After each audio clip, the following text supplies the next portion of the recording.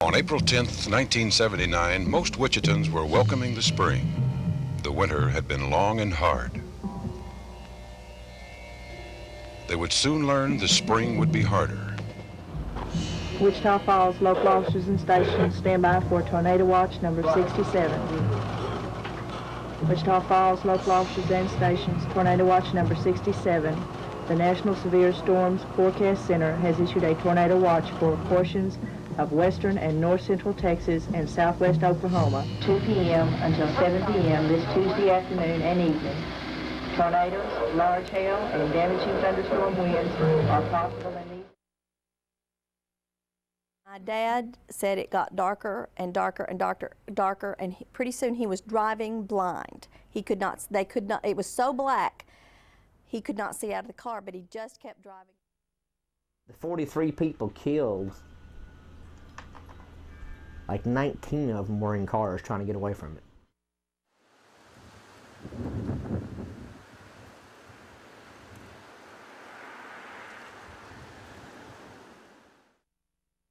Been a lot of alerts during the spring, so many that most people weren't paying attention to them. And I really think that's why so many people lost their lives. Because, I mean, I'm talking an alert every other day. And so people just didn't pay attention anymore. I had a pretty typical day until that afternoon and began hearing just comments on the weather, but didn't pay attention to it. Took my son to get an allergy shot, came home, and he was sitting and watching. I was in the kitchen trying to get dinner started, just had gotten some things out, and he kept saying, "Mom, this really looks scary." It was so big, we couldn't see the bottom where it comes down, you know, into the actual vortex. So I said, "Oh my gosh, let's get in the house." Well, we have a basement here that's under about half of this garage. That day was the day that we were going to go rent our store. And we were standing in front, on Caulfield Road, in front of an empty building. And when we walked outside, my husband looked at the sky and said, "We better go home." And there was a cloud, and then there was blue sky, and then there was land. And the clouds underneath were rolling, and visibly. The day of, Mom and I had been doing some shopping, and then I came home that afternoon to get ready to go to work.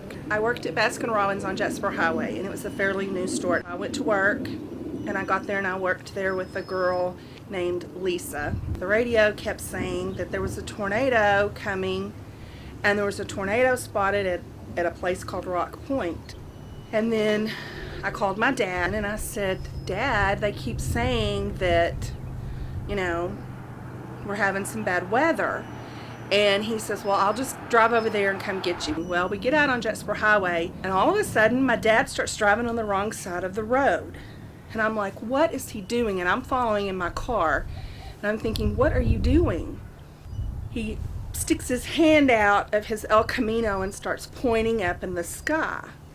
And so I look over, and this massive black stuff is just taking up the sky. Started out, we thought the tornado was in Burke Burnett, and my husband was up in the tree looking towards Burke. And then I'm yelling at him, "Get out of the tree, it's at the stadium." And we lived in Faith Village, backed up to Southwest Parkway, so we looked over our fence and we could see it coming. Big, huge black cloud, all the houses blowing up. The siren started going off. Well, we had a king-size bed, and I couldn't move the mattress, so I ran in the nursery and got the baby mattress. And I got the hamster, and I got the cat, and I got the dog, and I got the two little girls, and I put them under the baby mattress in the corner of the hall, and then I went to the den to look out, and I saw the tornado hitting the mall, and you could see debris up in the air.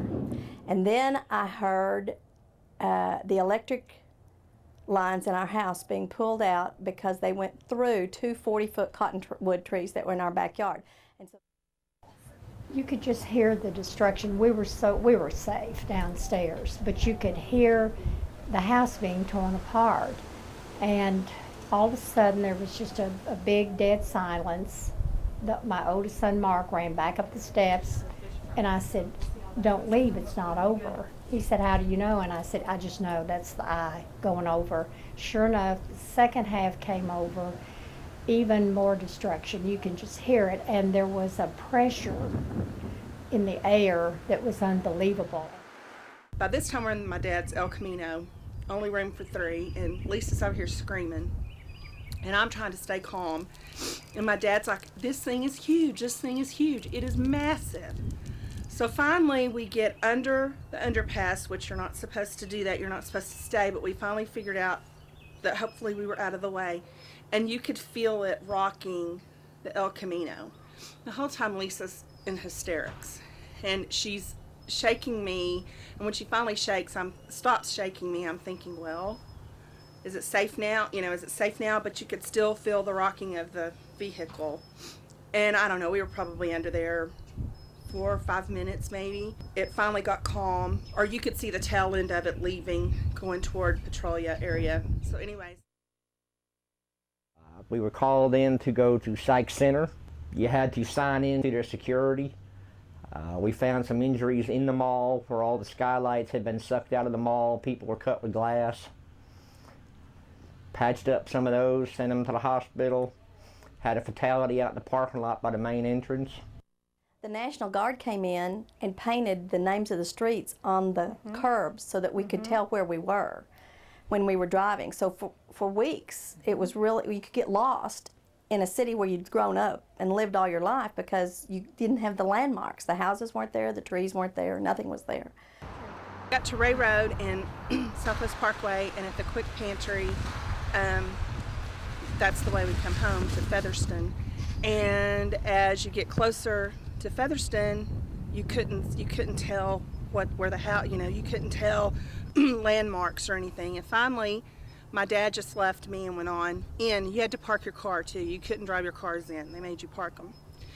And so we parked our cars, and then he walked on in, got ahead of me, and then I followed behind him, and I got to Ben Milam's school and sat down on the side of the road on the curb and just didn't know what to do. We had major roof damage, and some fence damage, but otherwise it was okay. It was unbelievable. It was the most incredible pile of just rubble and bricks and parts of roofs, everything you could imagine, plus just stuff from other people's houses. Dad came down, and we're from New York, and they came down about 6 months later for a visit. And even 6 months later, my dad said, "This looks like some of the towns I bombed during World War II in Germany." He said, "I've never seen such destruction from a tornado like that." It felt like a war zone because at night, the helicopters from Red Cross and different places, the National Guard, they'd go overhead and look at the damage. And we had a curfew, and what was really bad is I was 16, fixing to be 17, and I was going to be 17 on the 15th of April, and you know how it is, it's all about you at that age. And I just felt like it ruined my 17th birthday. It's just like... The 43 people killed, like 19 of them were in cars trying to get away from it. That the biggest part of them, and a lot of them, they said if they would have stayed home, they would have survived with no problem. Their house wasn't hit, but they panicked and tried to run from it and were killed. But it was such a massive storm when it came in. Got in my car, put our 2-year-old in the back seat, had my 4-month-old daughter on my shoulder, and when we took out, we got turned around and watched the tornado go across the road. Of course, the whole time it's picking your car up, and watched the car behind me blow off the road. We did outrun it. We were lucky. Every turn we took, it was right there, right behind us. You could see it coming, all the stuff blowing around. We were just extremely lucky. I never want to experience that again. Took off our roof and pulled our electric lines out of the house, and and all the little houses around us. Our house was made out of concrete blocks over. It was a World War II home, and I mean it's going to be there forever unless they take a wrecking ball and knock it down. We came to Larry's and Greta's, and her kitchen drapes were flapping on the outside of the house because the roof had been raised, the drapes had been sucked out, and drapes were flapping, but the roof was back down.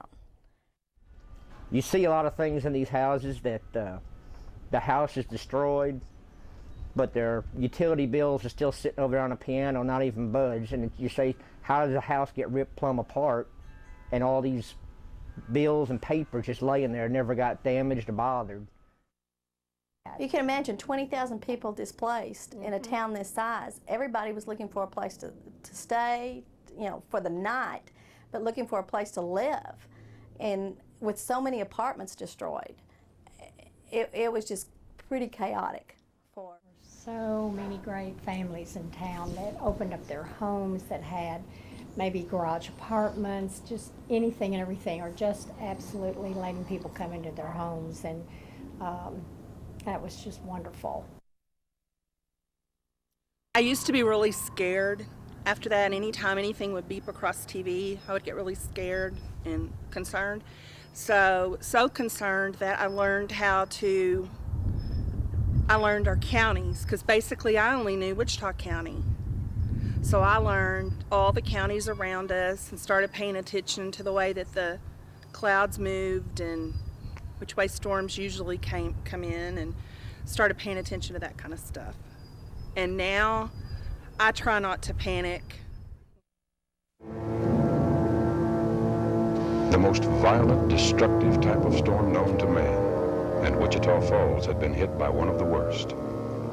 But as the shock wore off, the survivors began digging out, searching, salvaging.